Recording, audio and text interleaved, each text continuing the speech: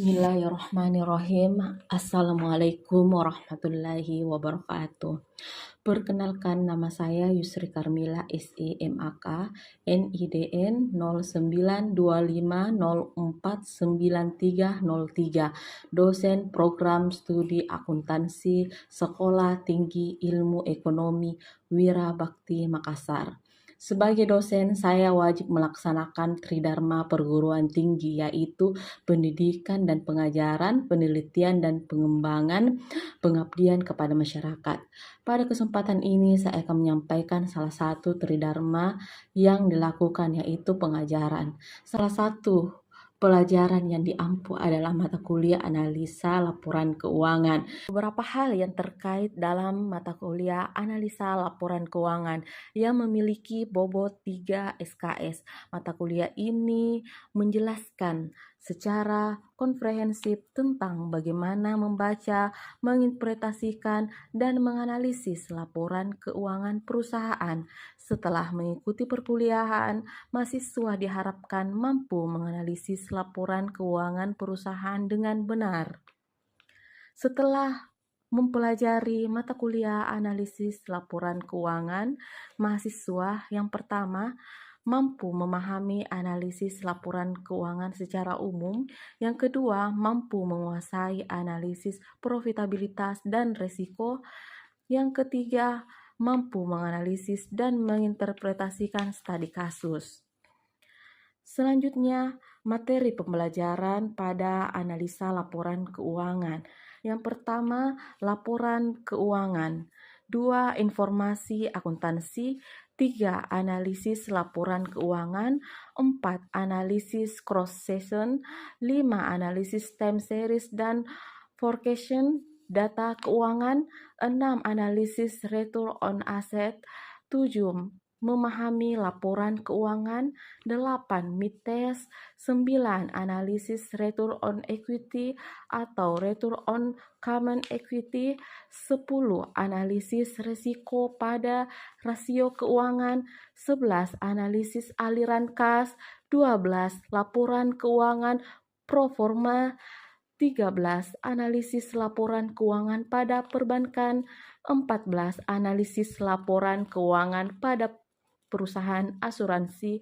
15. Final test. Pertemuan ini dilaksanakan selama 14 pertemuan, di mana pertemuan ke-8 akan diadakan UTS. Pada pertemuan ke-16 akan diadakan final test. Selanjutnya sistem pembelajaran atau model pembelajaran, yaitu sistem pembelajaran offline yang dilaksanakan di ruang kelas dengan memanfaatkan laptop, PowerPoint, LCD, proyektor, aplikasi Spada, Classroom, dan WhatsApp. Pada aplikasi Spada yang saya mengupload RPS dan materi-materi pertemuan 1 hingga 14 bertujuan agar mahasiswa dapat melihat materi-materi yang akan dipelajari.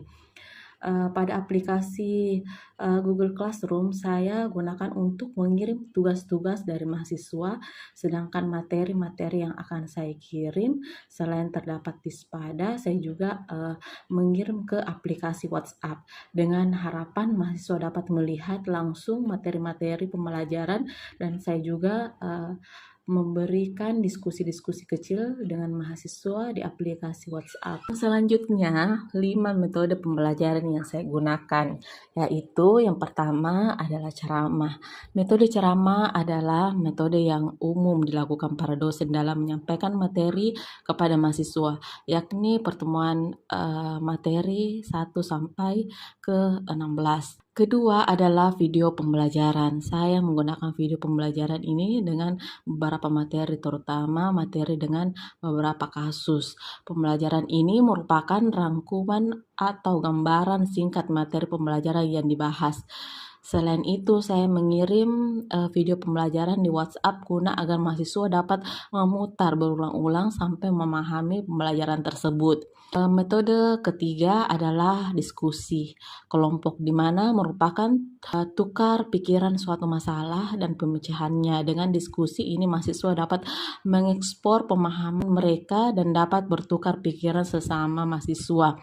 Keempat, tanya jawab. Metode ini sering digunakan untuk memancing keaktifan mahasiswa dalam proses mengajar.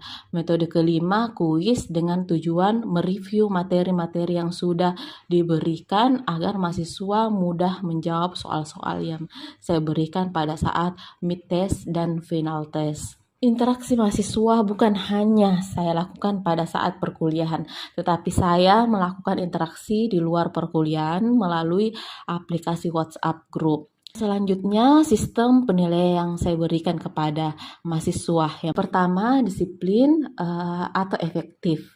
5%. Dalam hal ini saya menilai mahasiswa dalam ketepatan waktu dalam mengikuti perkuliahan dan ketepatan waktu dalam mengumpulkan tugas. Selain itu juga saya menilai mahasiswa dari kedisiplinan mereka mematuhi aturan-aturan yang mahasiswa sepakati di awal perkuliahan. Presentasi yang saya berikan senilai 5%. Kedua, sikap atau efektif. Saya menilai sikap mahasiswa selama perkuliahan berlangsung. Presentasi yang saya berikan senilai 5%. Yang ketiga, keaktifan atau efektif. Saya menilai keaktifan mahasiswa dalam proses belajar mengajar. Jadi saya menilai mahasiswa dari bertanya maupun menjawab. Presentasi yang saya berikan senilai 5%. 4, tugas atau kognitif dan psikomotorik. Setiap 2 minggu sekali memberikan tugas kepada mahasiswa saya. Nilai tugas mahasiswa dari tugas yang dikumpulkan. Presentasi yang saya berikan senilai 25%. Yang kelima, presentasi atau kognitif dan psikomotorik. Pada pemberian aspek presentasi, sangat penting saya menilai presentasi mahasiswa selama diskusi dan selama perkuliahan. Presentasi yang saya berikan dengan nilai 10%. Yang keenam, mid test atau kognitif.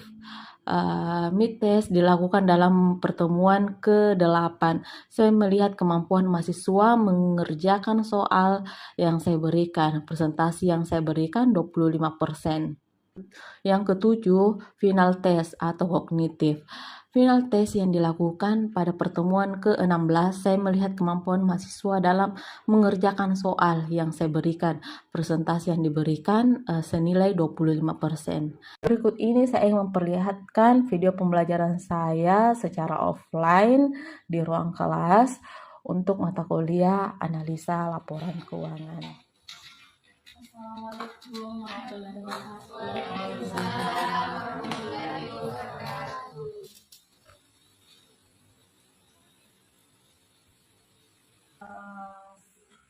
Hari Sabtu ya. Hari ini sebaiknya Ibu melakukan akses dulu ya. Nur Fadila, Nancy, Antika, Andri Cahyono, Leonardus, Nur Hanifah, Nur Antia, Rastiana Rahman, Lilis Tarmina, ada ya? Di sini ya. Ningsi, oke. Ningsi Sandi ya. Oke. Assalamualaikum warahmatullahi wabarakatuh. Waalaikumsalam warahmatullahi wabarakatuh. Salam sejahtera untuk kita semua. Apa kabar? Baik. Alhamdulillah. Allah Subhanahu wa Ta'ala yang telah memberikan kesempatan sehingga bisa berkumpul saat ini. Baik, sekarang ini pertemuan keempat ya tentang analisis laporan keuangan ya. Di mana pada pertemuan sebelumnya itu kita sudah membahas mengenai jenis laporan keuangan dan akun-akun dalam laporan keuangan. Ya, sebelum kita masuk pada apa itu analisis laporan keuangan, ya, saya mau tanyakan dulu kepada kalian apa itu analisis. Ya, apa itu analisis? Ya, mengapa kita perlu menganalisis? Kalau kita tidak tahu analisis apa itu, ini pertanyaan apa itu laporan keuangan? Karena sebelum kita menganalisis laporan keuangan, kita perlu mengetahui apa itu laporan keuangan. Seperti yang ini sudah dijelaskan, kita kemarin sudah membahas tentang jenis laporan keuangan, akun-akun yang ada dalam laporan keuangan. Sekarang ini mau bertanya apa itu laporan keuangan? Dan silakan angkat tangan. Ya, silakan. Keuangan itu dokumen informasi tentang kondisi keuangan perusahaan. Berarti dokumen ya untuk mendapatkan informasi dan perusahaan. Ada lagi? Apa itu laporan keuangan? Ya? Ya? Silakan. Catatan informasi keuangan dari perusahaan. Catatan informasi keuangan perusahaan. Baik. Alhamdulillah sudah memahami ya tentang laporan keuangan. Sekarang analisis ya, analisa laporan keuangan. Kenapa mesti kita harus analisis laporan keuangan tersebut? Ya, analisis. Ya, silakan. Untuk mendapatkan pemahaman kerugian serta kinerja keuangan perusahaan, kondisi keuangan serta proses keuangan perusahaan. Oke, bagus sekali ya. Jadi tugas kita untuk menganalisis laporan keuangan itu untuk mendapatkan informasi, untuk mengetahui bagaimana laporan keuangan jangka panjangnya ya.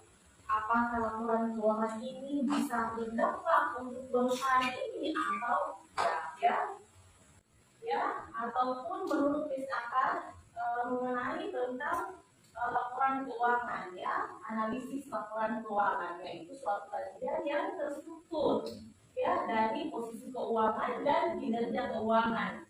Jadi apa yang kita lakukan untuk menganalisis laporan keuangan itu terstruktur ya, itu menurut PSAK 1 revisi 2009. Terus menurut penelitian Berenstein 1983 yaitu analisis laporan keuangan yaitu penerapan metode teknik untuk analisis laporan keuangan. Berarti ada metode dan ada teknik untuk melakukan analisis laporan keuangan ya. Terus menurut UIL 2009 yaitu analisis laporan keuangan merupakan aplikasi dari alat dan teknik analisis. Jadi pengguna analisis laporan keuangan, untuk apa sih analisis laporan keuangan? Untuk siapa ya? Ada pihak internal dan ada pihak eksternal. Ada disebutkan pihak internal itu apa saja? Internal. Satu, pemilik bisnis. Pemilik. Dua, manajemen. Tiga, karyawan.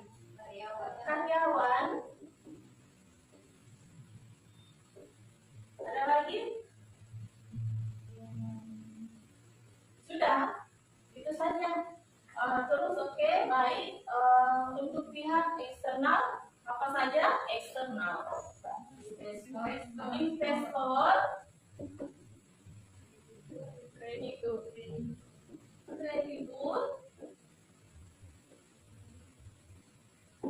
Siapa? Oh ya, pemerintah, masyarakat.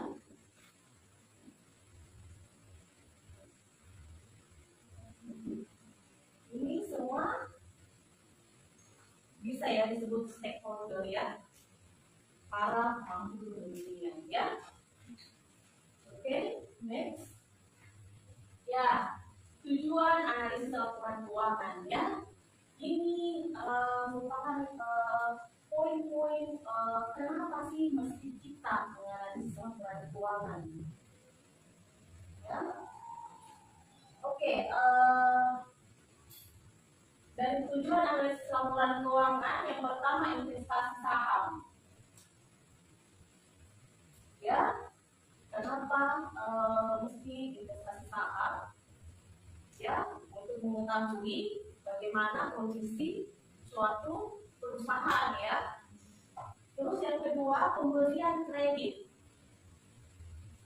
Ya, pemberian kredit berarti harus memperlihatkan ya laporan keuangannya seperti apa ya. Apakah laporan keuangan bisa maju atau perusahaan tersebut bisa berkembang ya. Terus yang kedua, kesehatan pemasok. Kenapa sih pemasok juga perlu untuk mengetahui laporan keuangan? Jangan sampai dia telah memasuk barangnya ya, sedangkan perusahaan tidak mampu dibayarkan. Jadi penting untuk pemasok mengetahui laporan keuangan tersebut.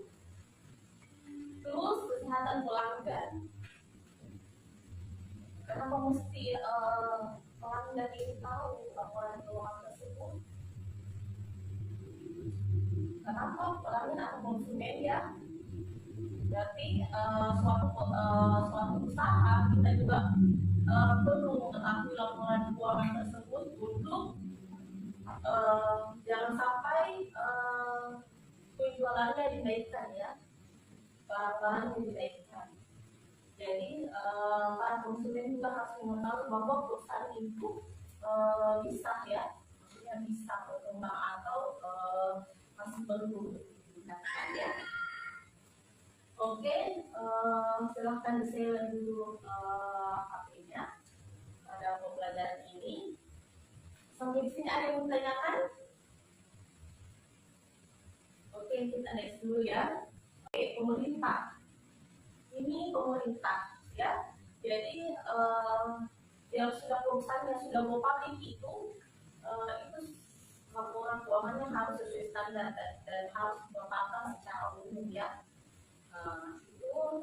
Supaya pemerintah juga harus mengetahui berapa pajak yang harus dikeluarkan pada perusahaan.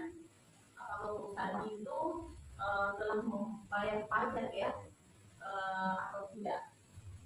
Terus analisis internal, analisis persaingan dan penilaian perusahaan. Kira-kira dalam penilaian perusahaan itu pada perusahaan tersebut apakah dia melakukan dalam aset atau tidak ya. Kalau tidak, apakah ada barang-barang yang masih perlu diperbaiki atau masih bisa digunakan oleh perusahaan. Oke, dari sini ada yang ditanyakan? Sudah ya, kalau tentang tujuan analisis laporan keuangan. Next. Oke, ini merupakan manfaat ya, manfaat dari laporan keuangan.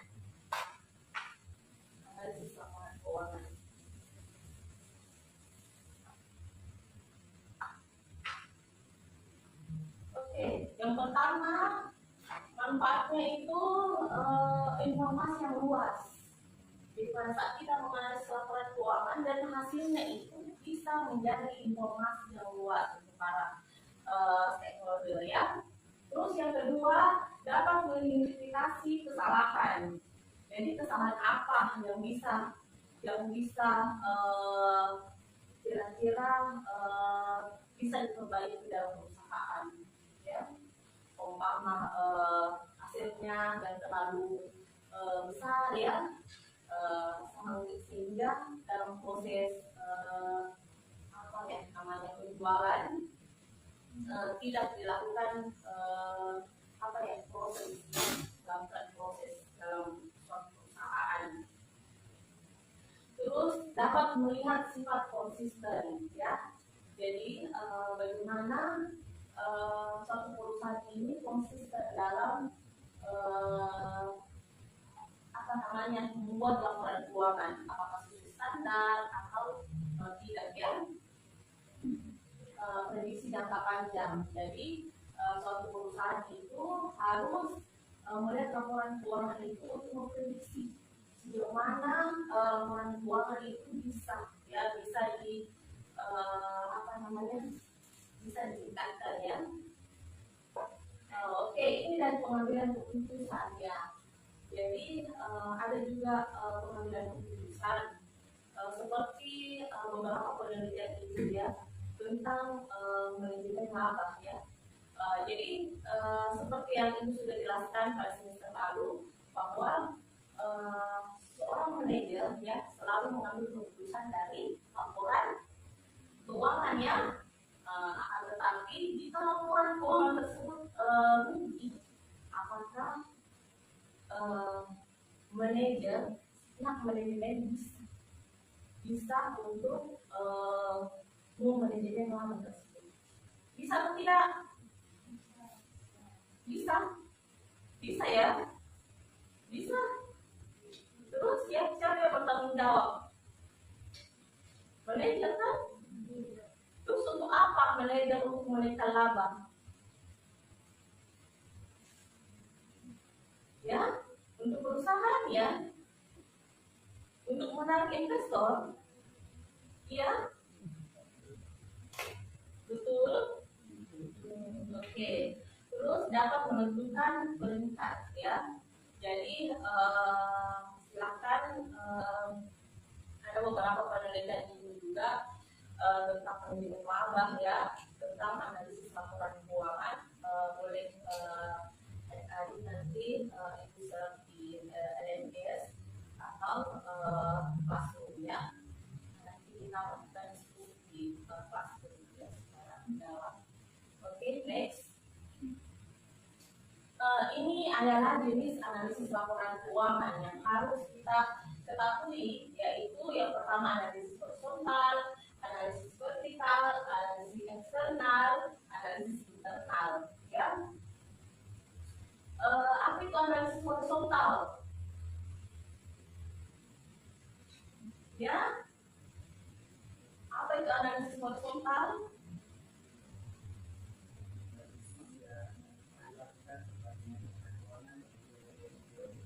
Ya, ini melibatkan analisis yaitu perbandingan dari tahun ke tahun, dan ini sudah digunakan oleh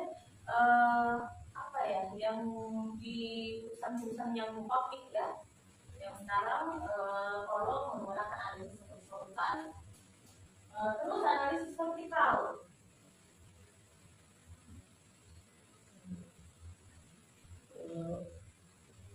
Dalam analisis laporan keuangan, dalam situasi ketika melakukan perbandingan terhadap pos keuangan berbeda di suatu laporan sama dan periode yang berbeda. Berarti setiap periode ya, setiap periode atau setiap akun ya, setiap akun yang ada di laporan keuangan itu harus dipaparkan dan dianalisis ya.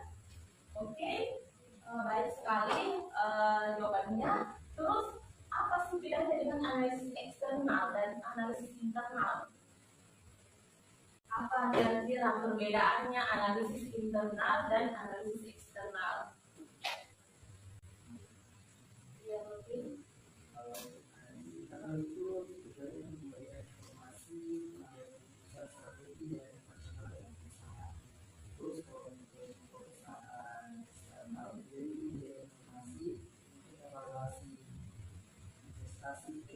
Oke, kalau eksternal itu informasi untuk mendapatkan informasi ya dari pihak luar ya, seperti kreditur, investor ya. Sedangkan analisis internal itu untuk kepentingan para pemilik ya, manajer dan karyawan ya. Terus selanjutnya ini adalah metode dan teknik analisis laporan keuangan. Sebelum masuk kita dalam metode dan teknik analisis laporan keuangan, ada yang ditanyakan? Oke, baik. Ini analisis perbandingan ya. Yang pertama yang kita bisa lakukan itu analisis perbandingan laporan keuangan. Apa itu analisis perbandingan laporan keuangan? Seperti tadi analisis horizontal ya, yang kita membaca laporan keuangan dari tahun ke tahun. Ada contohnya kan? Ini contoh laporan keuangan perbandingan. Ini presentasi 2016 dan 2012. Di mana dia membandingkan beberapa akunnya dari aset, kewajiban, ekuitas ya. Jadi analisis perbandingan laporan keuangan ini yaitu membandingkan jumlah, kenaikan, penurunan, rasio dalam beberapa periode, total aset, kewajiban dan ekuitas ya. Oke, sampai sini ada yang mau ditanyakan? Paham ya? Paham analisis perbandingan. Ya, ini adalah contoh analisis tren. Analisis tren, ya, ini analisis tren dia menganalisis tingkat ya, tingkat laba, bagaimana tinggi labanya ya, bagaimana dari laba itu bagaimana menunjukkan kemajuan suatu perusahaan. Oke, ada yang ditanyakan analisis tren? Next. Ya, ini analisis common size ya. Yang analisis common size dapat dihitung dengan cara membagi masing-masing komponen akun. Kemudian tadi kan jawaban dengan 100% komponen dan total tergantung dari akun apa yang akan Anda analisis ya. Sudah jelas. Ini presentasinya ya berapa? Jadi rumusnya itu ini ya, rumusnya common size, komponen akun dibagi total akun dikali 100%.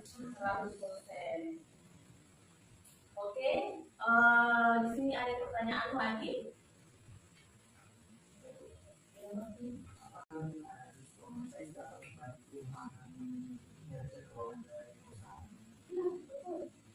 Bisa dengan di sini kan dengan common size itu komponen akunnya seumpama kita melihat dari penjualan bersih ya, seumpama satu miliar ya, terus kita bandingkan sama tahun berikutnya ya berapa. Bisa kita lihat bahwa perusahaan kita ini semakin meningkat atau tidak ya, apakah kinerja suatu perusahaan itu bisa meningkat atau tidak ya. Baik, ada yang mau bertanya lagi mengenai analisis laporan keuangan atau metode dan teknik analisis laporan keuangan ya, silakan. Bagaimana prosesnya laporan analisis common size. Jadi proses semua ya, proses dalam melakukan analisis laporan keuangan itu yang pertama itu menyiapkan laporan keuangan. Apa saja yang harus disiapkan laporan keuangan? Satu, laporan keuangan posisi keuangan. Yang kedua, laporan psikologi komprehensif ya. Yang ketiga, laporan integritas. Terus yang keempat, laporan arustas ya. Jadi keempat laporan tersebut harus disiapkan. Kemudian kita bisa menentukan teknik dalam analisis laporan keuangan ya. Jadi bisa menggunakan teknik analisis perbandingan laporan keuangan ya, yang tadi membandingkan beberapa tahun ya. Terus analisis tren ya, yang mengetahui secara grafik ya, bagaimana peningkatan kinerja keuangan tersebut pada suatu perusahaan. Yang ketiga, analisis performance size ya, bagaimana bisa perusahaan tersebut bisa meningkat ya dari persentase setiap tahun ya. Oke, ada yang ditanyakan lagi? Sudah ya. Oke, baik. Mungkin sekian dari Ibu. Ibu akan membagikan materi di classroom ya, atau di LMS, dan saya akan membagikan tugas ya. Tugasnya Ibu sedang di LMS. Bagaimana kita bisa menganalisis laporan keuangan ya. Silahkan cari beberapa perusahaan yang sudah go public dan kita analisis dan mengumpulkan di classroom ya. Oke, itu saja dari Ibu. Sekian dan terima kasih. Terima kasih atas partisipasi dalam pelaksanaan perkuliahan ini deh. Semoga apa yang kalian bisa dapatkan pada perkuliahan ini bisa bermanfaat untuk kalian dan bisa menjadikan proses pembelajaran itu bisa menjadikan kalian sukses ya. Sekian dari Ibu. Assalamualaikum warahmatullahi wabarakatuh. Waalaikumsalam.